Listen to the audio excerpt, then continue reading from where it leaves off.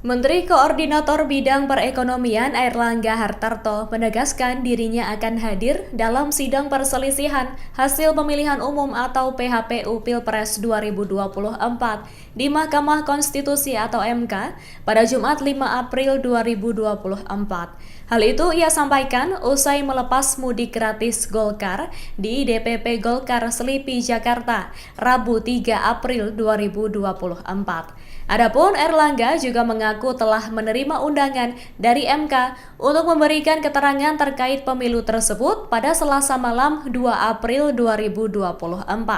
Menurut Airlangga, dalam undangan tersebut tidak disebutkan secara spesifik mengenai keterangan apa yang ingin digali dari dirinya terkait pemilu 2024. Undangan yang dikirimkan kepadanya bersifat umum.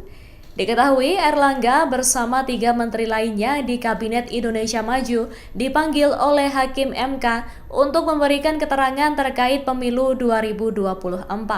Pemanggilan itu ditegaskan oleh Ketua MK Suhartoyo dalam sidang pembuktian pemohon 1 Anies Baswedan Muhaimin Iskandar pada Senin 1 April 2024.